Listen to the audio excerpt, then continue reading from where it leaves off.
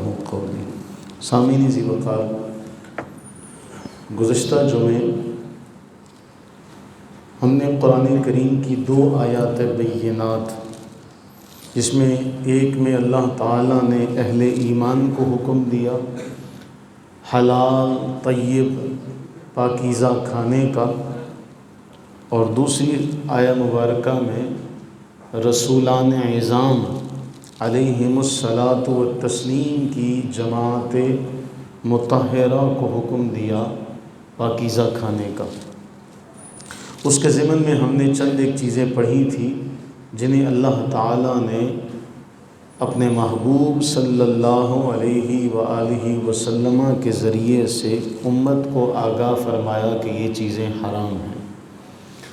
اسی موضوع پر آگے چلتے ہوئے کچھ ایسی چیزیں بھی ہیں جنہیں اللہ تعالیٰ نے اور اس کے نبی محبوب صلی اللہ علیہ وسلم نے حرام قرار دیا، یعنی ان چیزوں کو قرآن و سنت میں حرام کہا گیا، اور آپ دیکھیں کہ ہمارے معاشرے میں انہی چیزوں کو ہم نے ہلکا اور معمولی سمجھ رکھا ہے۔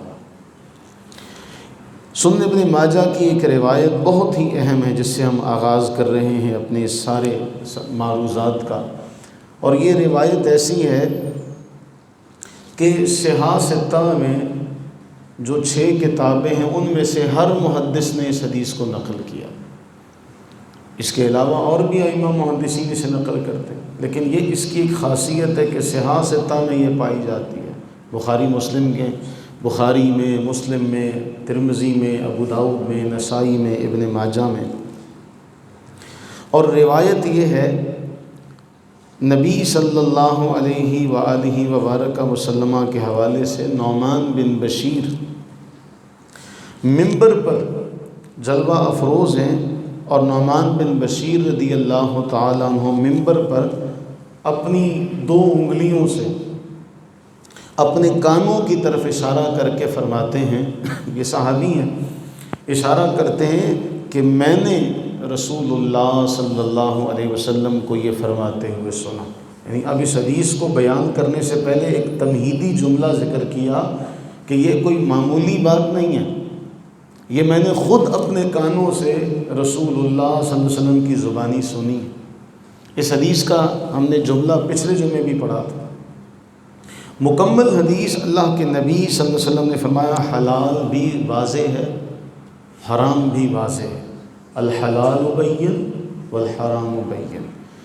ان دونوں کے درمیان مشتبہات ہیں جنہیں بہت سے لوگ جان نہیں پاتے کہ یہ حلال ہے یا یہ حرام ہے۔ نبی صلی اللہ علیہ وسلم نے فرمایا جس نے ان مشتبہات سے، ان مشتبہ چیزوں سے اپنے آپ کو بچا لیا، اس نے اپنا دین بھی بچا لیا، اپنی عزت اور آبرو بھی بچا لی۔ جو مشتبہات سے بچا، حلال تو واضح ہے، حرام بھی واضح ہے، اور پھر نبی صلی اللہ علیہ وسلم نے مثال دی، ایک جملہ بیان کر کے فرمایا جو شبہات میں پڑ گیا، کوئی نہیں یار یہ کون سا حرام ہے، اگر اس نے یہ جملہ کہا کہ یار یہ کون سا حرام ہے، جو مشتبہات میں پڑا، نبی صلی اللہ علیہ وسلم یہ پریڈکٹ کر رہے ہیں، یہ اطلاع دے رہے ہیں، یہ پیشین گوئی کر رہے ہیں کہ جو شخص مشتبہات میں پڑا ایک دن ایسا آئے گا کہ وہ حرام میں بھی پاؤں رکھے گا۔ کیوں قرآن فرماتا ہے کہ یہ اللہ کی حدود ہیں، ان کے قریب بھی نہ جاؤ، فلا تقربوها، ایک جگہ ہے فلا تعتدوها، ان سے تجاوز نہ کرو، ایک جگہ فرمایا ان کے قریب بھی نہ جاؤ، کہ یہ جو مشتبہات ہیں ان سے جو اپنے آپ کو بچا لے گا اپنا دین بھی بچا لے گا، اور نہ صرف دین بلکہ عزت اور آبرو نبی صلی اللہ علیہ وسلم نے بیان فرمائی۔ اور مثال کتنی بڑی دی کہ فرمایا جو شبہات میں پڑا ایک دن ایسا آئے گا کہ وہ حرام میں پڑ جائے گا۔ کیا ہم سارے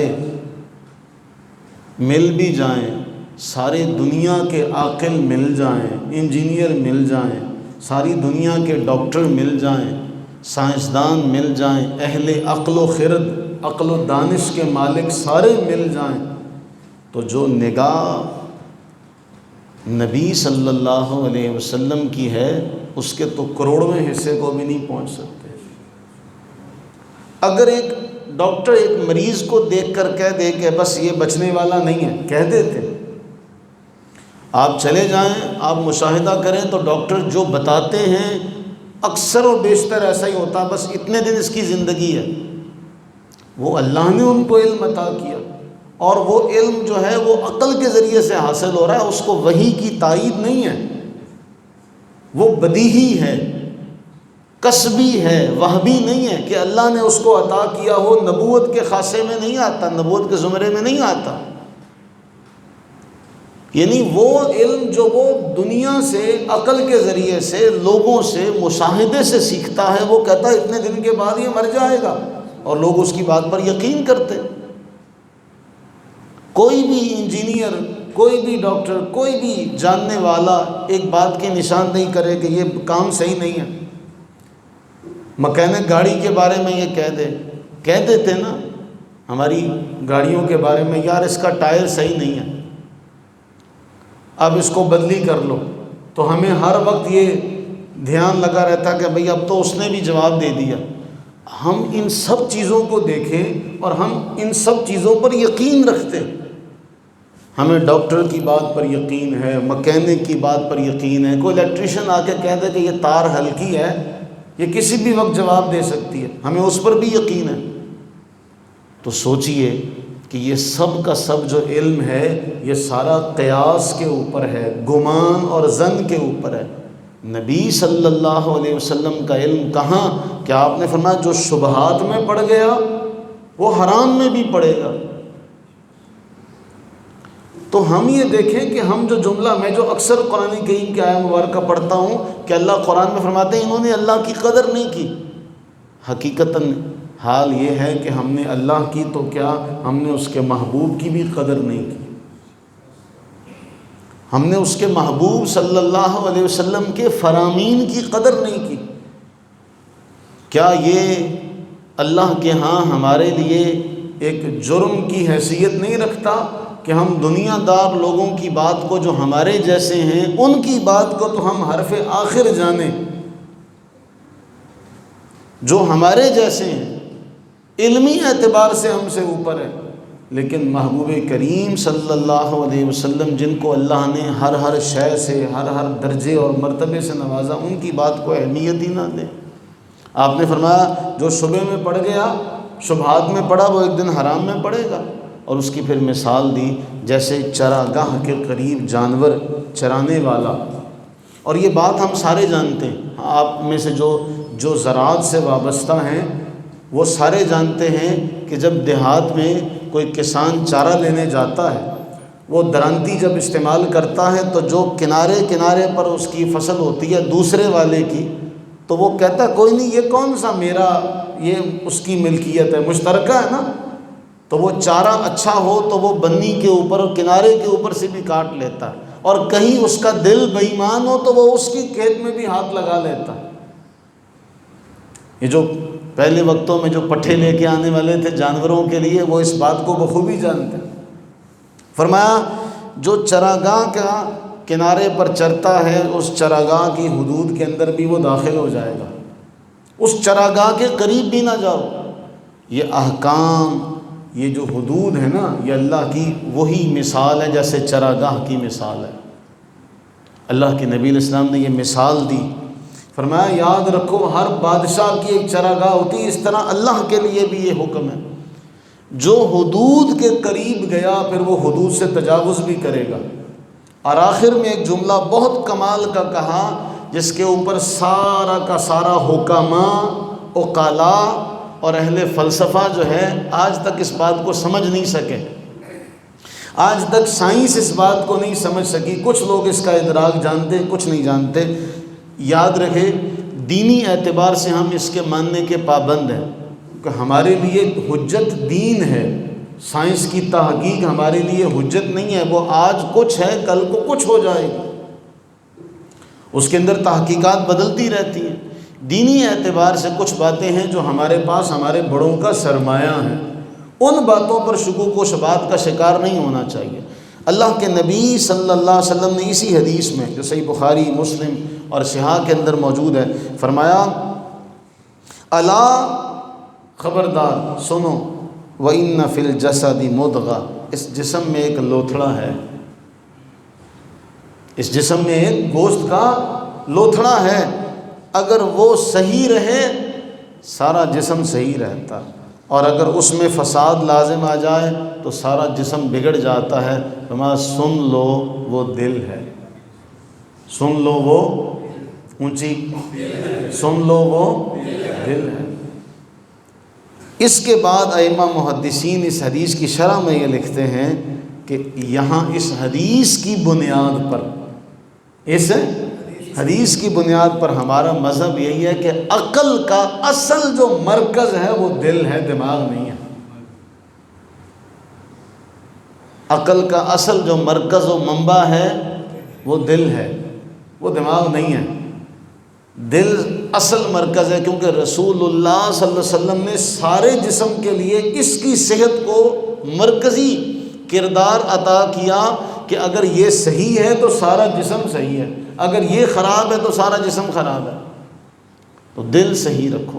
اور پھر قرآن کریم فرما رہا ہے ان فی ذالک لذکریٰ، یہ نصیحت پتہ کس کے لیے ہے، یہ بات کس کے لیے ہے، کون اس بات کو قبول کرے گا؟ لمن کان لہ قلب، جس کے پاس دل ہوگا، جس کے پاس دل ہوگا وہ اس بات کو قبول کرے گا۔ یہ نصیحت اس کے لیے ہے یا اس شخص کے لیے ہے جو کان لگائے ہو، متوجہ ہو، اس کے لیے یہ نصیحت ہے۔ اور اس آیہ مبارکہ کی، سورہ قاف کی آیہ مبارکہ کے تحت صاحب صراط الجنان نے ایک جملہ لکھا، کہا کہ واعظ و نصیحت اور ہم حادثات سے، مشاہدات سے عبرت وہی حاصل کرتا جس کے پاس دل ہو، جس کے پاس دل ہو، غور سے سننے والے کان ہوں، اور وہ حاضر رہ کر واعظ و نصیحت کو سننے والا ہو۔ اور اس کے تحت صاحب صراط الجنان نے لکھا کہ حضرت شیخ شبلی رحمہ اللہ بیان کرتے ہیں کہ قرآن سے نصیحت پتہ کون حاصل کر سکتا اس آیت کے تحت، کہ یہ نصیحت اس کے لیے جس کے پاس دل ہے۔ شیخ شبلی رحمہ اللہ کہتے ہیں ایسا دل ہو جو پلک جھپکنے کی مقدار بھی غافل نہ ہو، ایسے دل کو اللہ ہدایت عطا کرتا ہے۔ ایسا دل جو پلک جھپکنے کی مقدار بھی غافل نہ ہو، وہ ان باتوں سے نصیحت حاصل کر سکتا۔ تو ہم یہ سوچیں کہ ہم تو نماز میں بھی حاضر نہیں ہوتے، ہم تو نماز میں بھی کہہ کچھ رہے ہوتے ہیں، دھیان کہیں اور ہوتا ہے، زبان سے کہہ کچھ رہے ہوتے ہیں، توجہ کہیں اور ہوتی ہے۔ اچھا، ہمارا ایک اور بھی بڑا اہم جملہ ہے، باتوں سے بات نکلی، رسول اللہ صلی اللہ علیہ وسلم نے حاجت کے لیے، کبھی اس پہ تفصیل سے بات کریں گے، نماز حاجت کا طریقہ بتایا کہ اگر کسی کو کوئی ضرورت پیش آتی ہے، کوئی مہم درپیش آ جاتی ہے، وہ 2 رکعت نفل پڑھے، اس کے بعد دعا مانگے۔ وہ نفل آپ نے پڑھنے ہیں، دعا آپ نے مانگنی ہے، لیکن آگے سے جواب یہ ملتا ہے وہ جی تسی کچھ کر دو، آپ ہی کچھ کر دیں، کوئی تعویذ دے دو۔ تو جو رسول اللہ صلی اللہ علیہ وسلم کے وظیفے سے مطمئن نہ ہو، وہ آپ کے تعویذ سے خاک مطمئن ہوگا۔ اور اس بندے کی عقل کا، خرد کا کیا عالم ہے، جسے آپ حدیث بتائیں، رسول اللہ صلی اللہ علیہ وسلم کا فرمان بتائیں، اور اعلیٰ چیز کے مقابلے میں وہ کیا مانگے؟ ہلکی چیز مانگے، ادنا مانگے۔ یہ وہی حال ہے جو بنی اسرائیل کا ہوا تھا، جب انہوں نے کہا ہمیں یہ نہیں چاہیے، لن نصبر علی طعام واحد، یہ من و سلوہ پر ہمیں صبر نہیں آتا، آپ ہمارے لیے دعا کریں، یخرج لنا، اللہ ہمارے لیے زمین سے بقلہا وقثائہا وفومہا وعدسہا وبصلہا، یہ سبزیاں، گیہوں، دال، مسور، یہ ہمارے لیے نکالے، ککڑی وغیرہ نکالے۔ تو کیا جواب دیا؟ اتستبدلون الذی هو ادنی بالذی هو خیر، تم نے اعلیٰ کے مقابلے میں ادنا کو مانگا۔ تعویذ تو تجھے مولوی لکھ کر دے گا، کوئی عامل لکھ کر دے گا، میں لکھ کے دے دوں گا، زید عمر بکر لکھ کے دیں گے، لیکن وہ جو الفاظ کو زبان نبی صلی اللہ علیہ وسلم کی ملی ہے وہ تو نہیں کسی کو مل سکتی۔ لیکن ہمارے ہاں معاملات ہی بڑے عجیب ہیں۔ تو فرمایا کہ قرآن کی نصیحت سے فیض اس دل کو ملے گا جو پلک جھپکنے کی مقدار بھی غافل نہ ہو۔ اگر غافل ہے تو پھر قرآن سے وہ فیضیاب نہیں ہو سکتا۔ دعا کریں اللہ تعالی ہمیں ایسا دل عطا فرمائے۔ قرآن فرما رہا، ایک جملہ قرآن نے فرمایا، جو رسول تمہیں دیں لے لو، جس سے تمہیں منع کریں باز آ جاؤ۔ اس آیہ مبارکہ پر طویل ترین نشست بھی ہو تو اس آیت کی تشریح نہیں ہو سکتی۔ ہم یہ دیکھیں کہ صحابہ کرام علیہ رضوان اس مقام ہدایت کو پا چکے تھے کہ رسول اللہ صلی اللہ علیہ وسلم کے ارادے اور خواہش کو بھی جان لیتے تھے۔ نبی صلی اللہ علیہ وسلم نے جو کام کیا اس کو تو انہوں نے دل و جان سے کیا، لیکن نبی صلی اللہ علیہ وسلم کو جو کام انہوں نے کرتے ہوئے دیکھا انہوں نے اسے بھی کبھی نہیں چھوڑا۔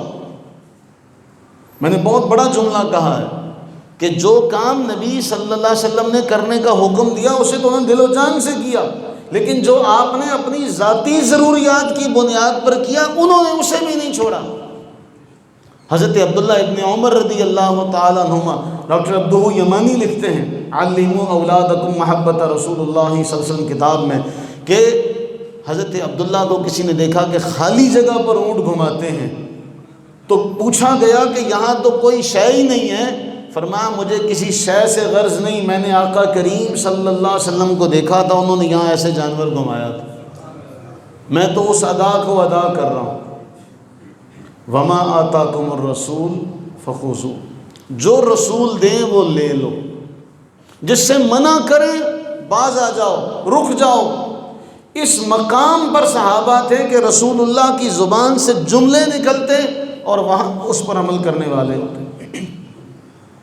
اللہ کے نبی علیہ السلام نے جہاں جہاں بھی حکم دیا کہ کوئی کسی بات سے پیچھے نہیں ہٹا۔ اب اس آیت پر چلے تو بات کہیں سے کہیں نکلے گی۔ یہی کہا تھا نا کہ یا رسول اللہ آپ حکم دیں تو ہم دریاؤں میں بھی نکل پڑیں، ہم کوئی بنی اسرائیل کی طرح تھوڑی ہیں کہ ہم آپ سے یہ کہیں کہ انت وربک فقاتلا، آپ اور آپ کا رب جا کر لڑیں، ہم یہاں بیٹھے نہیں، آپ ہمیں پائیں گے، ہم آپ کے دائیں بائیں آگے پیچھے ہر جگہ ہوں گے۔ یہ محبت، یہ مقام، یہ مرتبہ ایسے نہیں ملتا۔ آج ہم کہتے تو ہیں لیکن جب رسول اللہ کا حکم آئے یہ کام کرو تو ہمیں بغیر کسی شش و پنج کے، بغیر کسی چونو چرا کے وہ کام کر لینا چاہیے۔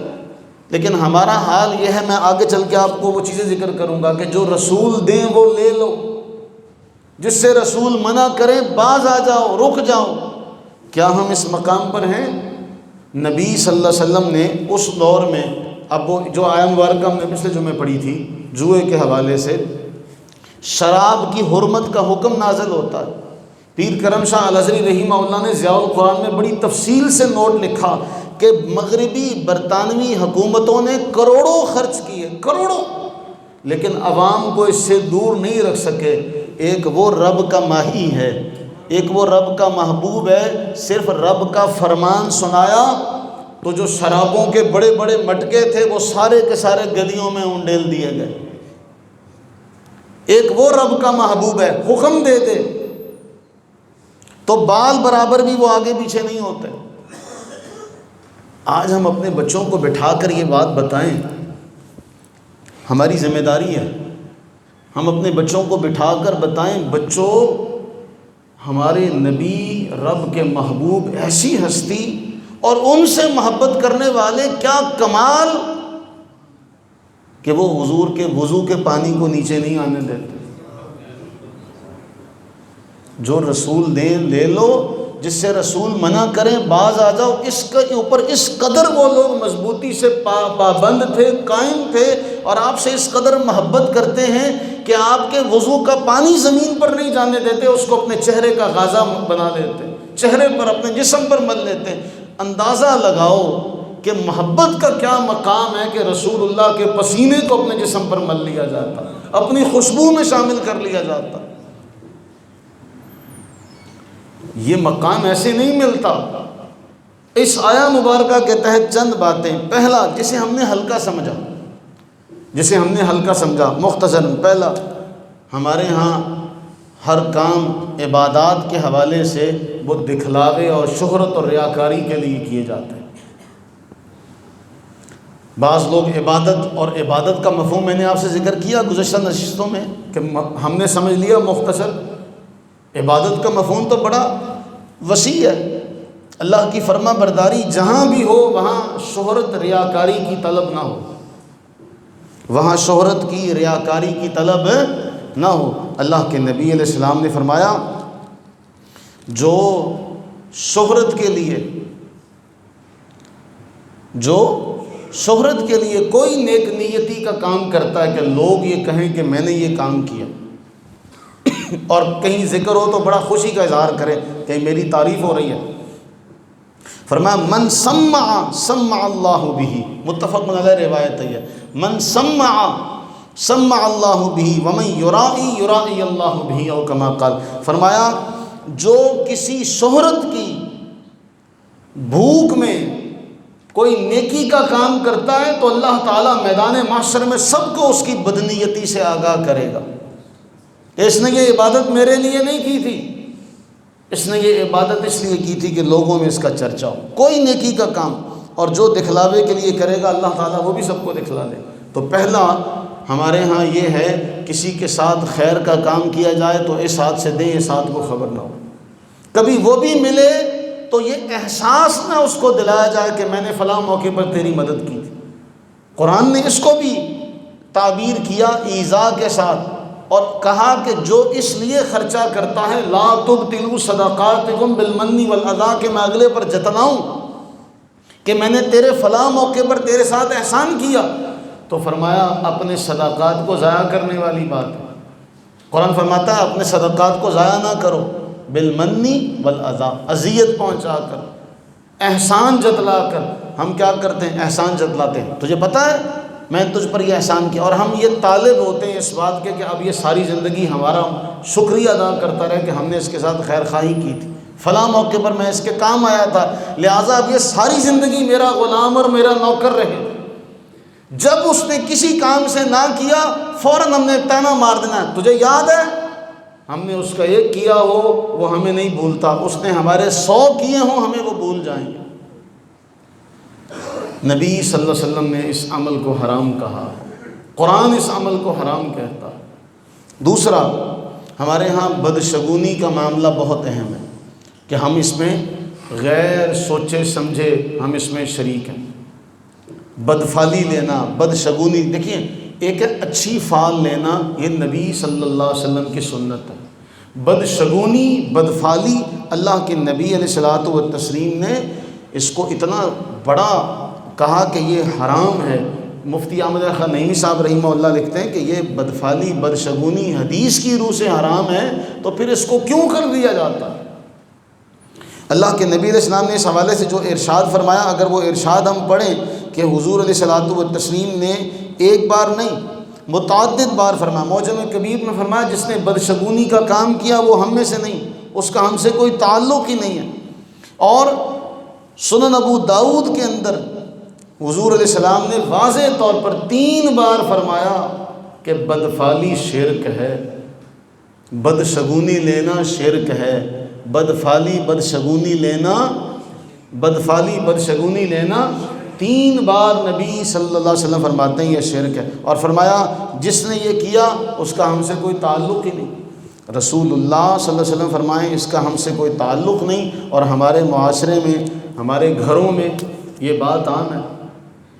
دودھ گر جائے ہم سمجھتے ہیں کوئی برا ہم پر وقت آنے والا ہے، آنکھ پھڑکے تو ہم سمجھتے ہیں کوئی برا وقت آنے والا ہے، ہاں ہمارے ہاتھ میں خارش ہو تو ہم اس کو بھی بدفعلی اور بدشگونی سے تعبیر کرتے ہیں۔ اور ہمارے ہاں یہ معمولی سی باتیں نہیں ہیں، فوتگی کا موقع ہو تو میت کے قریب حاملہ عورت کو نہیں آنے دیا جاتا۔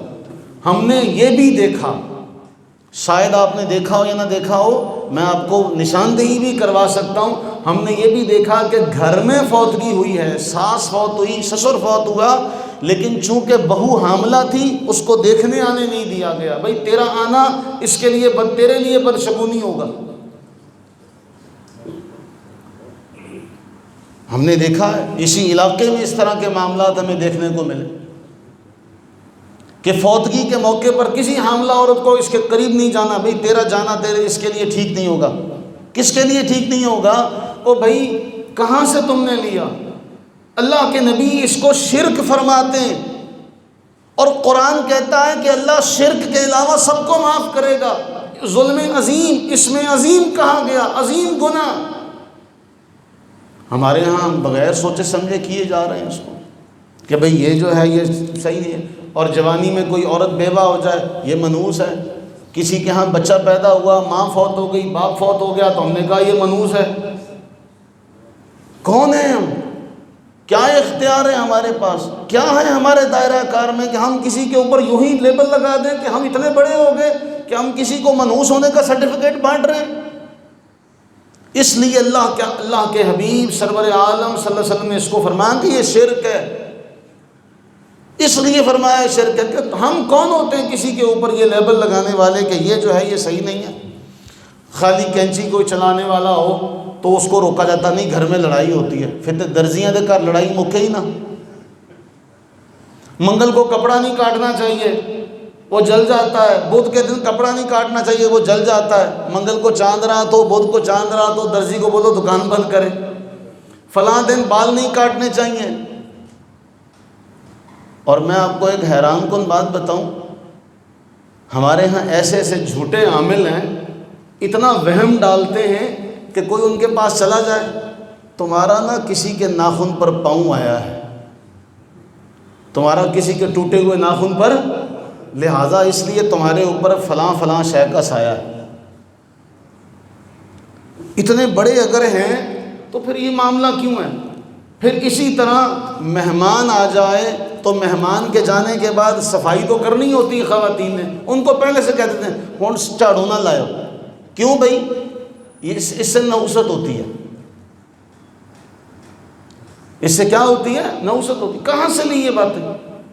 اللہ کے نبی سرور عالم صلی اللہ علیہ وسلم فرماتے ہیں یہ شرک ہے۔ یہ کیا ہے؟ شرک ہے۔ گھر میں شیشہ ٹوٹ جائے اسے اچھا نہیں سمجھا جاتا۔ اور ایک اور بڑی اہم بات، کوئی پیدا ہونے والا بچہ ہو نا، وہ جس کا نو مولود بچہ، ابھی چھوٹا بچہ ہو، تو اس کے کپڑے کو دھو کر ویسے ہی ٹانگا جاتا ہے۔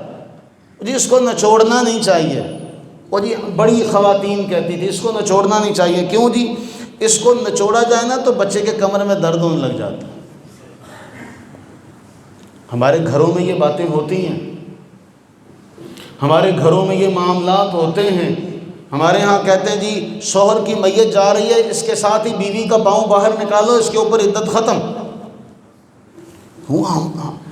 ہم اتنے سال پڑھ کے، اتنی کتابیں پڑھنے کے بعد بھی کہتے ہیں کہ ہم طالب علم ہیں، تو ہر گھر چ ساڈے تو بڑے بڑے مفتی تے علامہ فہامہ بیٹھے، ایسے ایسے علامہ فہامہ کہ علامہ ابن جوزی جیسے بھی ان سے پناہ مانگیں، یہ ان کے بھی استاذ ہیں، بلکہ یہ استاذ الاساتذہ ہیں۔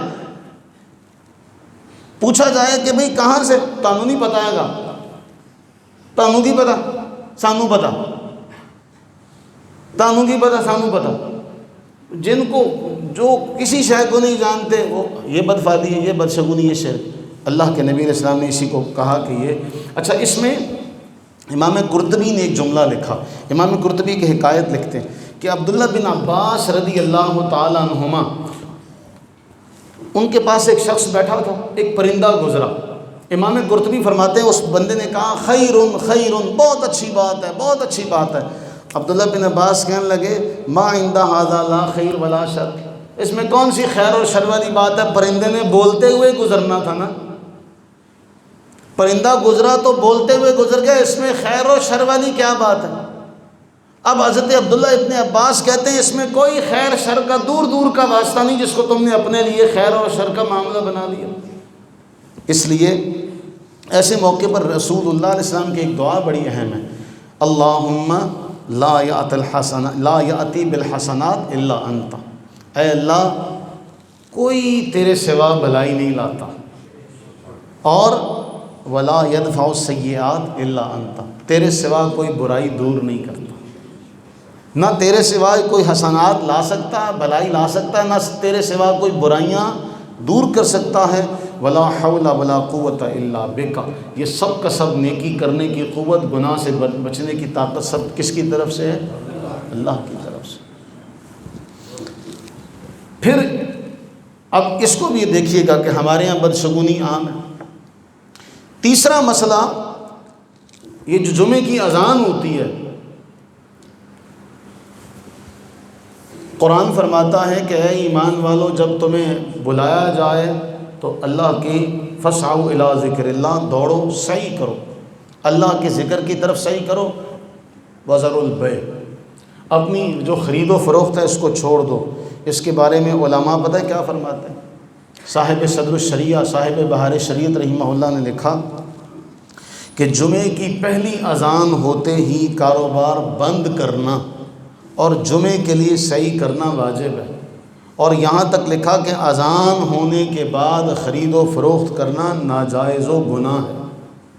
جن کے لیے جمعہ پڑھنا لازمی ہے ان کے لیے جیسے ہی اذان ہو جائے اس کے بعد خرید و فروخت کرنا بھی ان کے لیے جائز نہیں رہتا، بلکہ صاحب بہار شریعت نے یہاں تک فتویٰ دیا کہ اگر راہ چلتے ہوئے بھی کوئی خرید و فروخت کر رہا تو یہ بھی ناجائز ہے، کہ وہ جا رہا تھا، اذان ہو چکی تھی اور وہ کس کی طرف؟ مسجد کی طرف جا رہا تھا، راستہ چلتے ہوئے بھی اگر خرید و فروخت کی تو یہ بھی ناجائز ہے۔ ہم دیکھیں کہ ہمارے یہاں اس کے اوپر کتنا ہم سستی سے کام کرتے۔ اب رسول جو دیں وہ لے لو۔ قرآن فرما رہا ہے اے ایمان والو، اذا نودی للصلاۃ من یوم الجمعہ فاسعوا الی ذکر اللہ وذروا البیع، خرید و فروخت چھوڑ دو، یہ تو اللہ کا کلام ہے۔ قرآن فرما رہا ہے جو رسول تمہیں دے وہ لے لو، جس سے رسول تمہیں منع کرے باز آؤ، رک جاؤ۔ قرآن کہتا ہے جب تمہیں بلایا جائے تو صحیح کرو، دوڑو۔ صحیح کا معنی سارے سمجھتے ہیں، دوڑو۔ صفا و مروہ پہ صحیح کرتے ہیں نا، جو آپ میں سے عمرہ کر کے اللہ سب کو عمرے کی سعادت عطا فرمائے، سب کو حج کی سعادت عطا فرمائے، تو صحیح کا معنی سارے جانتے ہیں، اللہ صحیح کرو، اس کے بعد خرید و فروخت چھوڑ دو۔ اور علماء محدثین نے فتویٰ دیا کہ یہ کیا ہے؟ گناہ ہے، ناجائز ہے، گناہ ہے۔ ہمارے ہاں معاشرے میں ہو رہا ہے یہ کام۔ پھر غیبت ہمارے ہاں عام ہے۔ اس کے حوالے سے ایک حدیث سلسلۃ الاحادیث الصحیحہ میں شیخ البانی رحمہ اللہ نے اسے نقل کیا۔ حدیث کا جو ترجمہ ہے اس پہ غور کریں، آپ کو بہت ساری چیزوں کو پتہ چلے گا۔ حضرت براء بن عازب بیان کرتے ہیں کہ رسول اللہ صلی اللہ علیہ وسلم نے فرمایا سود کے 70 درجے ہیں۔ رسول اللہ صلی اللہ علیہ وسلم نے فرمایا سود کے کتنے درجے ہیں؟ فرمایا سود کے 70 درجے ہیں، اور سب سے کم ترین درجہ یہ ہے کہ کوئی شخص اپنی ماں سے نکاح کر لے، اور فرمایا سب سے بڑا سود یہ ہے کہ بندہ اپنے بھائی کی عزت پر ہاتھ دست دراز کرے، غیبت کرے، یہ سب سے بڑا سود ہے۔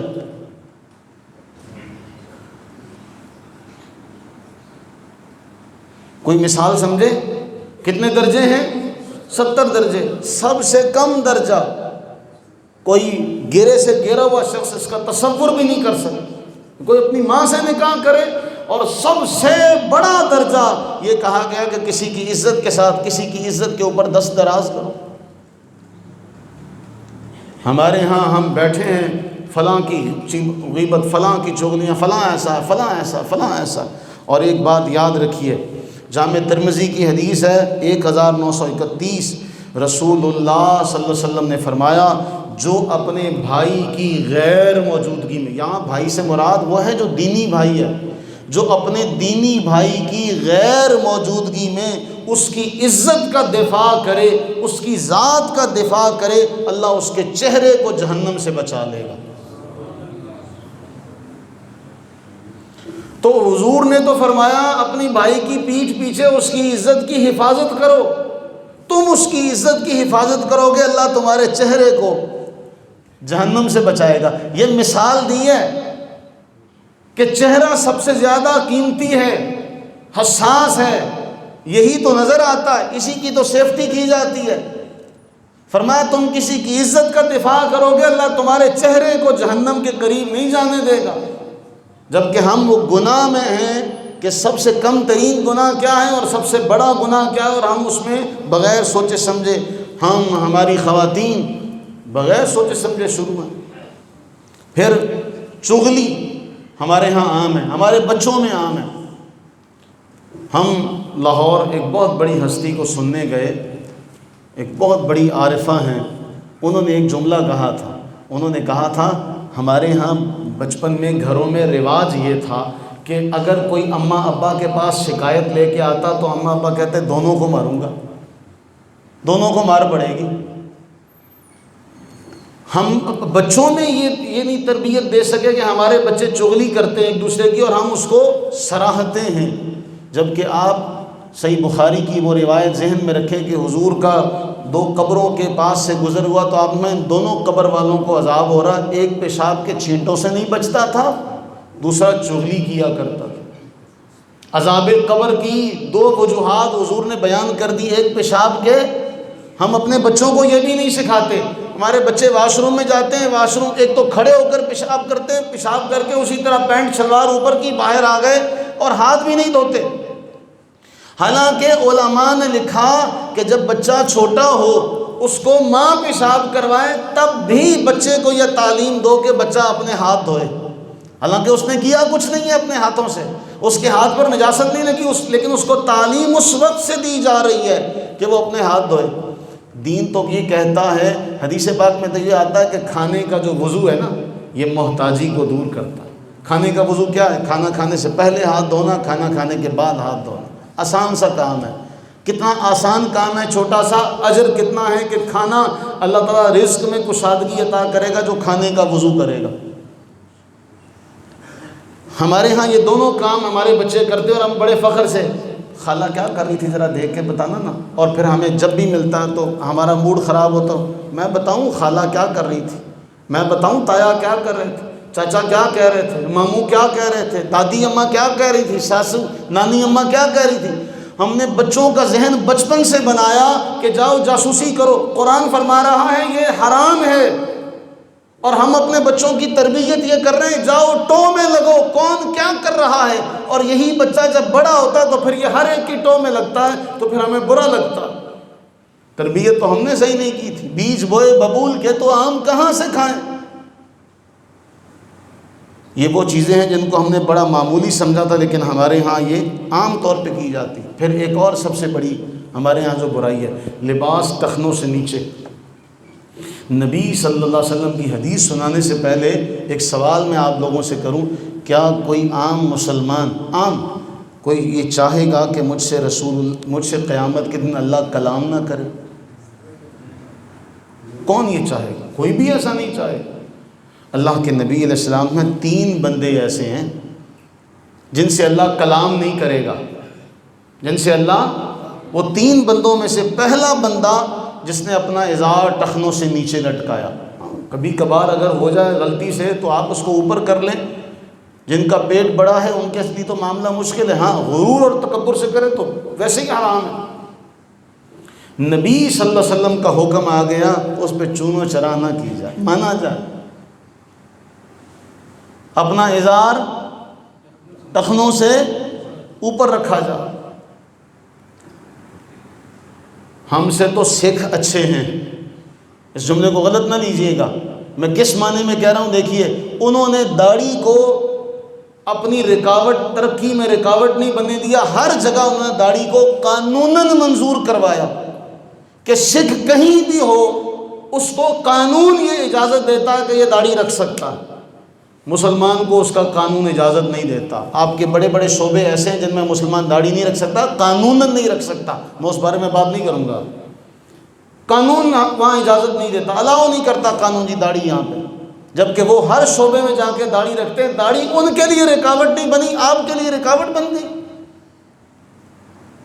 فرمایا ازار ٹخنوں سے نیچے لٹکانے والا، احسان جتلانے والا، ابھی ہم نے پہلے بھی ذکر کیا تھا، احسان اللہ نے شکر ادا کریں، اللہ نے آپ کو اس قابل بنایا کہ آپ نے کسی کے ساتھ بھلا کر لیا، کسی کے کام آ گئے۔ تیسرا، جھوٹی قسم کھا کر سودا بیچنے والا، ان تین لوگوں سے کلام تو ایک طرف رہا، اللہ ان کی طرف دیکھے گا بھی نہیں۔ کلام تو ایک طرف رہا، حضور علیہ السلام نے فرمایا ثلاثۃ الذین لا یکلمہم اللہ یوم القیامہ ولا ینظر الیہم، کلام تو کلام رہا، ان کی طرف دیکھے گا بھی نہیں۔ اور پھر آخر میں فرمایا ان کے لیے عذاب ہے، دردناک عذاب ہے۔ ہمارے ہاں یہ بھی عام ہے، مردوں کا سونا پہننا ہمارے ہاں یہ بھی عام ہے۔ شادی کے موقع پر انگوٹھی ہم پہنتے ہیں۔ کون آپ میں سے یہ دعویٰ کر سکتا ہے، ماں سوائے چند ایک کے جنہیں میں ذاتی طور پہ جانتا ہوں، باقی ان کے علاوہ کوئی نہیں اس سے پاک رہا، سب نے شادی کے موقع پر سونے کی انگوٹھی پہنی ہے۔ مرد کے لیے سونا کسی صورت حلال نہیں، چاہے قلم ہی کیوں نہ ہو، اسٹڈ، بٹن، یہ سب کا سب حرام ہے مرد کے لیے۔ اور نبی صلی اللہ علیہ وسلم نے تو سونے کے برتن میں پانی پینا بھی مرد کے لیے حلال قرار نہیں دیا، ایمان والوں کے لیے حلال قرار نہیں دیا۔ فرمایا یہ تو کفار کا معاملہ ہے۔ اور ہمارے ہاں ہم اس کو عیش کی، دولت مندی کی نشانی سمجھتے ہیں، بھی سونے کی انگوٹھی پہنی ہوئی ہے۔ اب مجھے ایک بات بتائیں، اچھا خیر اب وقت زیادہ ہو رہا ہے، میں بات مکمل کر کے پھر اس پہ آتا ہوں کہ سونے کی انگوٹھی پہننا مرد کے لیے کیا ہے۔ اب قرآن فرما رہا ہے جو رسول دیں لیا، قرآن فرما رہا ہے جو رسول دیں تو ہم نے لیا۔ قرآن فرمایا جس سے رسول منع کریں باز آؤ، ہم باز آئیں۔ اچھا کوئی آدمی بو والی شے کھا کے مسجد میں نہ آئے، منع کیا گیا حدیث پاک میں۔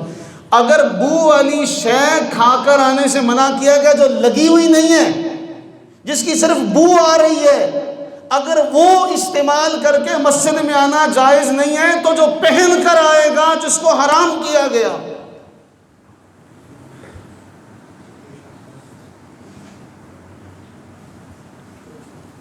بولو جس کو حرام کیا گیا وہ تو بو کا کہا گیا، فرشتوں کو ایذا ہوتی ہے، تو اس نے تو پہنا ہوا ہے اور پہن کے اللہ اکبر۔ مجھے نا آج 10 بندے چاہیے جو یہ ذمہ داری اٹھائیں، جن کی شادی ہوئی ہے یا نہیں، 10 بندے اگلے جمعے یہاں پہ مجھے آ کے بتائیں، میری رہنمائی کم از کم کر دیں کہ بھئی یہ جو سلام کرنے مسجد میں آتے ہیں یہ کہاں لکھا ہے، ہمیں تو آج تک نہیں ملا۔ وہ کون سی حدیث ہے جس کو آپ لوگوں نے پڑھا ہمیں نہیں پڑھا، سانوں بھی اللہ دا واسطہ دس دو، اسی بھی تاڑی منت کر دیں، ہم بھی وہ حدیث پڑھ لیں۔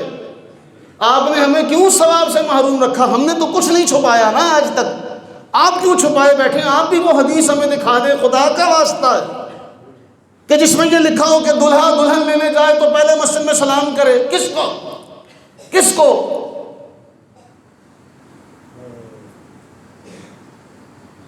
اور نہ وہ مکروہ وقت دیکھے گا۔ اللہ کے بندو، خدا کا نام ہے، میں خدا کی قسم ڈر لگتا ہے، جماعت ہو رہی ہو تو سنتیں پڑھنے کی اجازت نہیں ہے۔ جماعت کے موقع پہ آ کے کچھ ایسے بے وقوف بھی ہوتے ہیں، وہ نفل پڑھنے گیا تھا جی، مسجد میں نماز ہو رہی تھی، یہ نفل پڑھ کے آ گیا، ہاں وضو کے بغیر۔ وہ صاحب ادھر پارلر تو تیار ہو کے آئے ہوں گے، پھر مووی والے تے ادا ہوندے جدا پہلی باری تے آخری باری ہے۔ میرے عزیزو 10 بندے مجھے چاہیے جن کی شادی نہیں ہوئی، یا وہ کھڑے ہو جائیں، یا جن کی ہوئی ہے وہ کھڑے ہو جائیں، اگلے جمعے یہاں پہ آ کے کہیں کہ جی یہاں اس کا ثبوت فلاں جگہ پر ملتا ہے۔ میرے تے فتوے تسی لوندے ہیں نا،